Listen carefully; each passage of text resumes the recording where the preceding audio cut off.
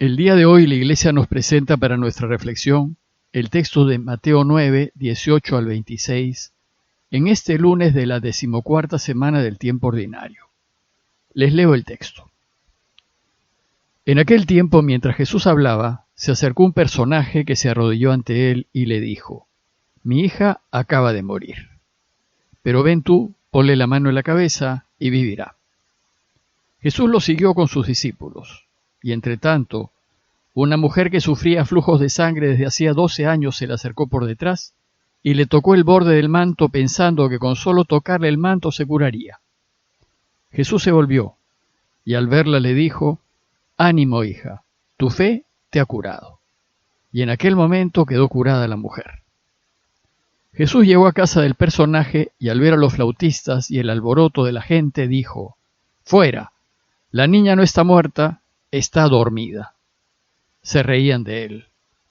Cuando echaron a la gente, entró él, cogió a la niña de la mano y ella se puso en pie. La noticia se divulgó por toda aquella comarca. Con el relato de hoy empieza la última serie de los 10 milagros que Jesús realizó después de su Sermón del Monte. Y el primer milagro de esta tercera serie es doble, 2 en un mismo relato. Primero va a curar a una mujer que padecía hemorragias de sangre y después va a resucitar a una niña que acababa de fallecer. Como saben, los evangelios son enseñanzas, son una especie de catecismos cuyo fin no es contarnos la vida de Jesús, sino enseñarnos acerca de él y de su camino. Y los milagros tienen el mismo propósito que los evangelios, es decir, enseñar a sus discípulos, a nosotros. En concreto, la enseñanza del relato del día de hoy es acerca de la fe. Debemos aprender que si queremos seguirlo necesitamos tener mucha fe, una confianza absoluta y total en el Dios que nos ama y que solo desea nuestro bien. De nosotros se espera esa fe, pues es lo que va a permitir a Dios reinar. Cuando esa fe existe, entonces Dios puede curar enfermedades y resucitar muertos. En el pasaje de hoy, en los 2 personajes que se le acercan a Jesús, Mateo va a mostrarnos la fe necesaria para que Dios reine. Veremos que tanto la mujer enferma como el alto funcionario confían plenamente en que Jesús les hará el milagro. Asimismo, si queremos que Jesús haga milagros en nuestras vidas, debemos tener una fe tan grande como la de estas personas. Veamos el texto. Recordemos que Jesús sigue en Cafarnaúm y se encuentra sentado a la mesa y rodeado de pecadores y publicanos en el banquete que le había preparado Mateo. Entonces, nos dice el evangelista que se presentó a Jesús un alto jefe, un personaje importante de Cafarnaúm. Lucas y Marcos nos dice que se trató del jefe de la sinagoga de Cafarnaúm y que se llamaba Jairo.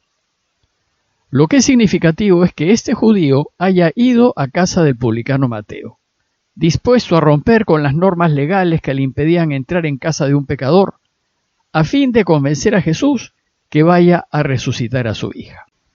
Entonces este hombre se postra ante Jesús y le dice: «Señor, mi hija acaba de morir, pero ven a imponerle tu mano y vivirá». El texto nos dice que esta persona importante se postró ante el Señor, es decir, puso a un lado su alta posición social, mostrando así su fe total en el Señor, y le pide que le imponga su mano. Mateo, Marcos y Lucas nos dicen que de Jesús salía una fuerza que curaba a todos, y este hombre estaba totalmente seguro de que si Jesús la tocaba, su hija viviría. ¿Y qué hizo Jesús? Inmediatamente se levantó y lo siguió con sus discípulos. Jesús estuvo dispuesto a ayudar, a imponer su mano sobre la niña, como se lo pide Jairo, y romper así otra norma religiosa judía, que decía que tocar a una persona muerta hacía a la persona impura durante 7 días. Y la impureza legal significaba que su relación con Dios quedaba deteriorada. Números 19, 11, 13 normaba que si eso sucedía, la persona que había quedado impura debía someterse a un ritual de purificación. Pero como ya vimos, para Jesús, lo que su Padre quiere, que es la vida y la salud, está siempre por encima de la ley. Mientras iba a casa de Jairo, Mateo nos dice que se le acercó por detrás una mujer que padecía de hemorragias desde hacía 12 años. Las leyes judías normaban que toda mujer que estaba en su período quedaba impura por 7 días. Pero el problema de esta mujer que se acerca a Jesús por detrás es que a causa de su enfermedad hacía 12 años que vivía en impureza, marginada, despreciada. ¿Y por qué se le acercó por detrás? Para no ser vista, porque la ley decía que si alguien tocaba a una mujer que estaba impura a causa de su menstruación, quedaba impuro.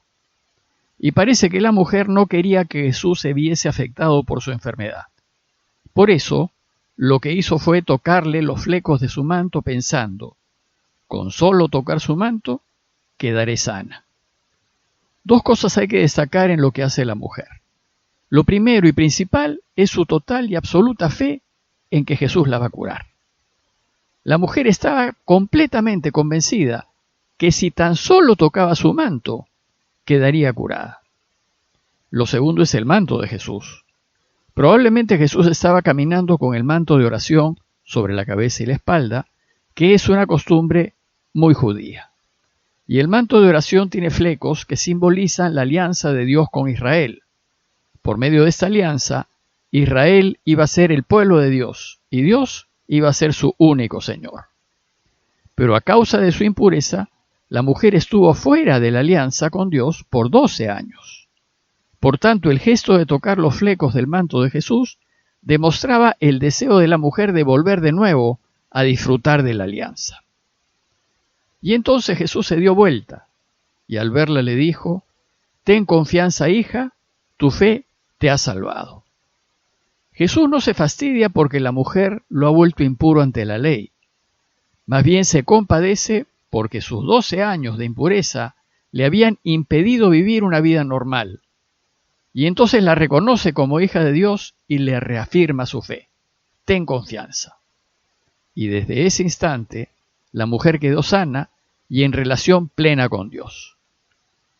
Pero luego de esta interrupción, el relato de Mateo continúa y nos lleva donde otra mujer que sí está verdaderamente muerta. Según Marcos y Lucas, se trata de una niña de 12 años, es decir, el mismo tiempo que estuvo enferma la mujer. El hombre que fue a buscar a Jesús sabía que su hija había muerto. Y en efecto, al llegar a la casa del jefe, Jesús vio a los que tocaban música fúnebre y a la gente que gritaba. Los funerales orientales eran bastante bulliciosos. La costumbre era contratar flautistas para que toquen música triste y contratar plañideras para que lloren ruidosamente. Al ver el escándalo, Jesús dice, «Retírense, la niña no está muerta sino que duerme». Lo que dice Jesús es lo que la Iglesia siempre ha enseñado, que la muerte es solo un irse a dormir, que no es el fin, y que después Dios nos despertará para gozar de la felicidad eterna con Él. Pero la gente que estaba allí y las plañideras profesionales que no creían en Jesús ni en su camino, se reían de Él. Se burlaban porque sabían, a ciencia cierta, que la niña estaba muerta. Desgraciadamente, la contundencia de los hechos nos cierra a toda posibilidad de milagros. Los que estaban en el funeral se burlaron de Jesús porque éste afirmaba que la muerte no desaparece a la persona, no la elimina, sino que la pone a dormir. Bueno, pues esas mismas burlas son las que recibirá el cristianismo cuando en su anuncio va a afirmar que Jesús resucitó y que hay resurrección de muertos. Y por tanto, que no hay que temer a la muerte, sino confiar plenamente en Dios. El hombre, aun sabiendo que su hija estaba muerta, le tiene tanta fe a Jesús que le cree que está dormida. Esta actitud es la que posibilita el milagro y hace salir a todos los que allí se encontraban. Y cuando hicieron salir a la gente, Jesús entró, la tomó de la mano y ella se levantó. Solamente la tomó de la mano y ella volvió a la vida, la despertó. Esto es lo que nos espera a todos los que creemos en Él.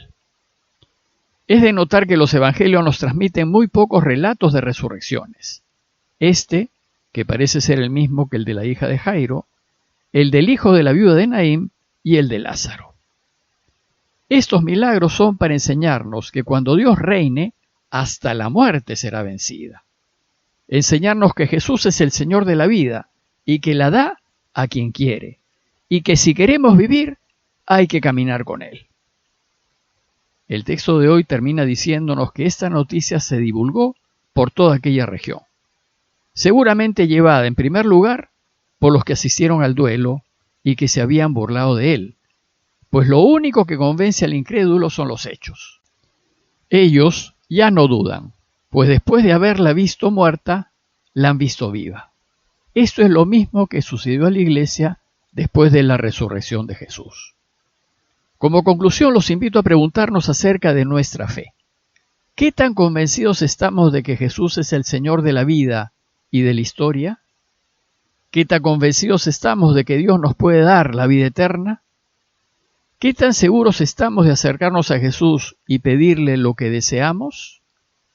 Si decidimos ponernos a caminar con Él, debemos tener la absoluta seguridad de que Él siempre gana y que siempre atenderá nuestros pedidos si ellos significan un bien mayor. Pidámosle a Dios que aumente nuestra fe, que elimine la enfermedad que nos agobia, que sane a nuestros enfermos y que, si es mejor para todos, alargue la vida de los que queremos y que todos podamos disfrutar de la vida eterna con Él.